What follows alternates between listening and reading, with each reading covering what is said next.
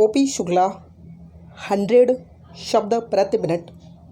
Dictation start होगी 5 second बाद।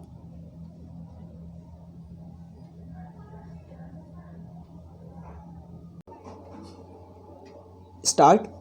उपाध्यक्ष महोदय, यह जो बिल हमारे सामने है वह जिस रूप में हमारे सामने लाया गया है उससे यह मालूम नहीं होता है कि जो बुराइयां पिछले आम चुनावों में देखी गईं उनका कोई हल निकले और सक्रिय रूप से चुनाव कराने की कोई एक योजना बन सके, ऐसा हमें मालूम नहीं होता।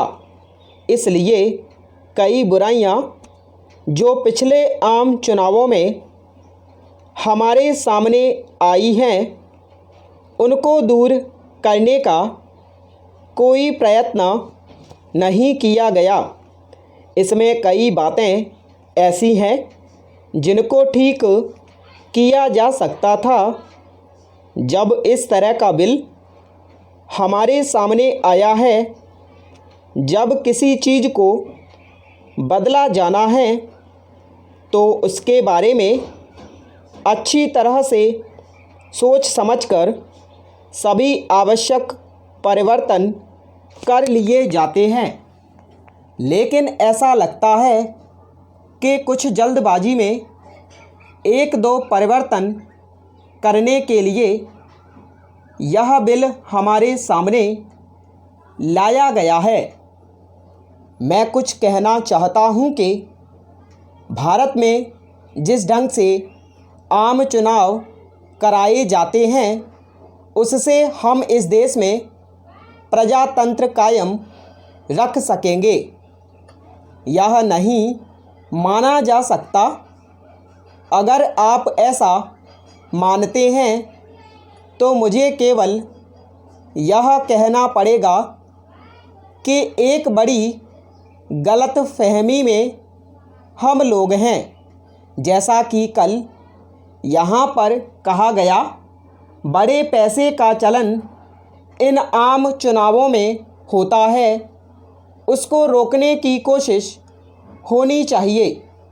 हमारे यहाँ पर एक सुझाव दिया था कि आम चुनावों में किसी की ओर से भी 3000 से अधिक रुपए खर्च ना हो, इस तरह का नियम होना चाहिए था और वह इस बिल में लाया जा सकता था। लेकिन ऐसी कोई कोशिश नहीं हुई है। इसमें जो कुछ बताया गया है वह सिर्फ उम्मीदवार की ओर से जो खर्च होगा उसके बारे में बताया गया है। उसकी पार्टी या दोस्त या ठेकेदार, फ़ायदा उठाने वाले बड़े व्यापारी उसके लिए खर्च करें तो उसके लिए कोई रोक नहीं है। इस प्रकार करोड़ों रुपए खर्च किए जा सकते हैं। इसके बारे में कोई रुकावट इसमें नहीं की गई है। Para change.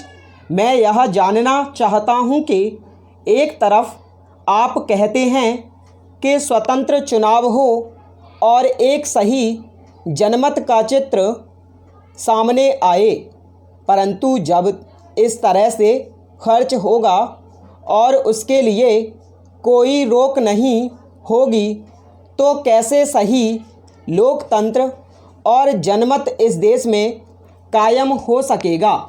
यह मेरी समझ में नहीं आता। बड़े बड़े उद्योगपति टिकट पाते हैं। यदि बड़े बड़े उद्योगपति और राजा महाराजा जैसे लोग लोकसभा में आकर देश के भविष्य का फैसला करेंगे तो फिर इस देश का अनर्थ ही होने वाला है और कुछ नहीं हो सकता। एक तरफ तो सरकार समाजवादी होने की बात कहती है और दूसरी तरफ उनके जो काम हैं उसको देखने से यह साफ नज़र आता है कि सरकार किस दिशा में जा रही है। बड़े बड़े उद्योगपति जो पैसा खर्च कर सकते हैं उनके बल पर चुनाव लड़ा जाता है। स्टॉप।